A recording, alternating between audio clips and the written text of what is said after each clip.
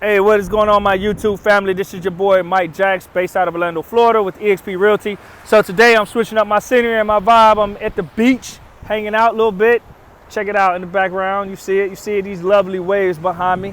So before I go have some more fun in the sun, I just wanted to grind. Even though I'm out here hanging out, chilling at the beach, I'm still always grinding. So I want to bring you today a video and some basic quick tips about listing presentations, meaning if you're going to help someone sell their home, some of the things you might want to do to make sure that you're best prepared and get max value. All right, so let's go to tip number one.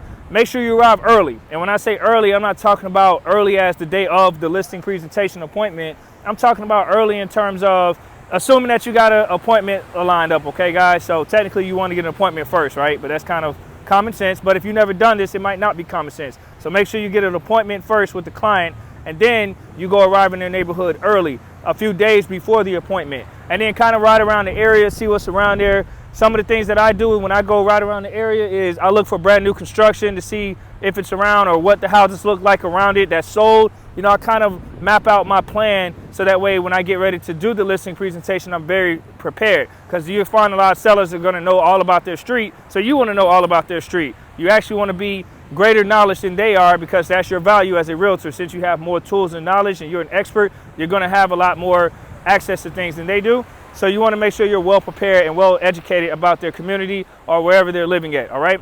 Second thing that you want to do is once the listing presentation gets ready to come, then you want to make sure you're super prepared. The biggest thing I suggest is making sure that your client has their home decluttered and cleaned out. It is so important. I can tell you so many stories about houses that I've seen from other agents that work at other brokerages. When we talk about our experiences, they were telling me, man, a lot of things that brought value down because the sellers just didn't follow their instructions. So, you know, as a realtor, we're supposed to prep you and help guide you onto how to get max value for your house.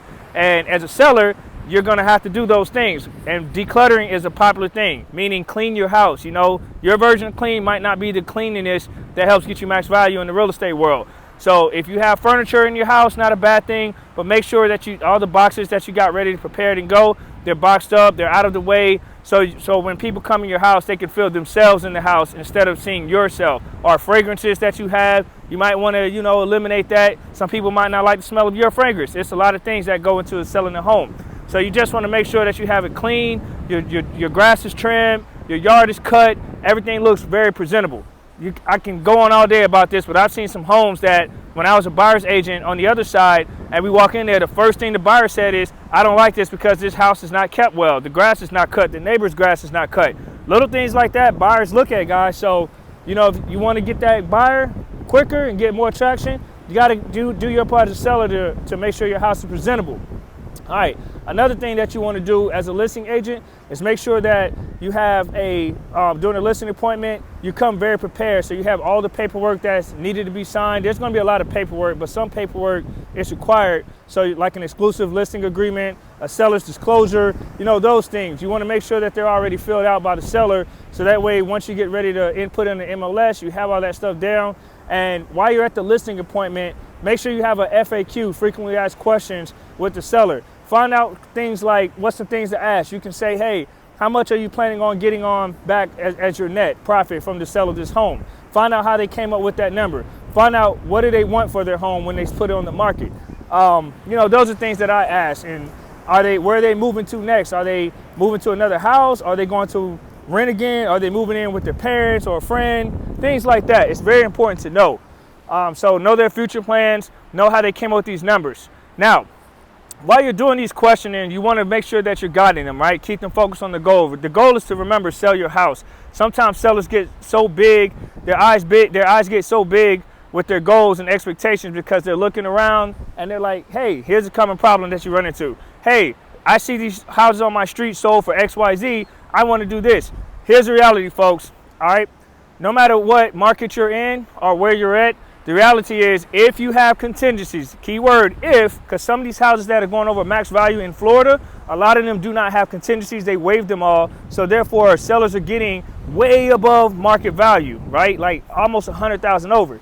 Well, while that sounds good, a lot of people are not waiving contingencies and they want to keep them because they want to attract buyers. So it depends on your market. But let's just say you have contingencies in place. Just keep in mind, it has to appraise. So if you do not remove that appraisal contingency, then the seller might not get max value on their home, and the buyer can actually negotiate to not pay over max value on their home, because the market value is what dictates what your house is actually worth. So if you go to a loan officer as a buyer and you get a loan to buy a home from a seller, and then that let's say the market is $275, but the seller wants $300,000. Well, the reality is that loan officer is not going to finance that if they've already got a pre-approval letter, and let's just say 275 was their max budget. They're not going to be able to go higher than that. So if you want that home and that seller's stubborn and they're like, hey, I want this extra $25K because such and such sold theirs for $285, $295, I want $300. Well, then you're going to have to negotiate if you have appraisal contingency. And as a realtor, what I tell sellers is this: when you look at other people's houses, that's okay and all good, but the reality is every seller is different. Just because seller A over here and seller B over here sold their house for XYZ doesn't mean that you're going to get that. You could get it, sure, but guess what? They might have got a new roof. Your roof is super old and needs to be replaced. They might have taken care of their electrical and their HVAC. You might have problems with your electrical and your HVAC. So you're asking more value when you didn't put in work and repairs of your home, things like that. So some sellers take care of their house, some sellers don't. But the reality is, if you don't put in investment in your home, don't expect max value. That's a reality. I'm not saying you can't get it, but don't expect it. So the better you take care of your home, the better clean it is, the more value you'll get. So another thing I want to go over real quick is upgrades. When people get a lot of upgrades on their houses, they're assuming when they get new tiles and new, upgraded bathrooms, that it makes the value of the home go up. Well, to your surprise, appraisers look at different things differently, but the reality is that's your personal choice. When a buyer comes in there, a lot of buyers might not like that. What if you have a buyer who likes wood floor or, laminate wood? They don't like the brand new tile. That was your style. So it doesn't matter about that so much. It can help with the appeal and the attraction, and sure, it can get more eyes and attention. But I've seen some houses that didn't do a lot of upgrades and they actually got more money than people who did. And that's because they took care of their house in the areas that appraisers value more. So these are some things to think about, you know what I mean?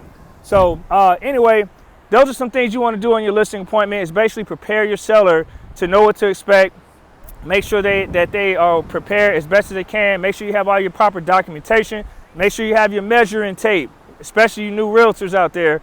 If you're going on a listing appointment, you got to measure the room. So make sure you get with your brokerage and they train you up on that, because you don't want to go back out there and say, hey, I forgot to measure your rooms. That makes it look like you don't know what you're doing, and they might not trust you. So you got to be prepared on the first. Make the first impression the biggest and best impression on your listing presentation. The MLS will require you to input certain fields. It'll have like yellow boxes. Those are required. And one of the boxes I believe on there is like bedrooms, bathrooms, things like that. So the measurements don't have to be exact, but at least a good estimate. So something to do. So make sure you know how to input your listing on the MLS. If you work for a brokerage, they should be teaching you those things. And they have the MLS to kind of train you on how to do that as well. You have real estate classes that can teach you that stuff as well. But at my brokerage, I'm being blessed to learn how to do that. So those are the quick tips, guys. I could go on about this subject all day, but hey, I got to get in this fun in the sun. You see the beaches behind me calling my name. Check it out. These beautiful waves. All right, guys, I hope this video helps somebody out there. There's a lot of new agents that are looking on YouTube and they're trying to get information, and sometimes you hear all this crazy stuff. So I just want to give you things that are not as much controversial or debatable in the real estate world, but things that pretty much majority of all realtors can agree on.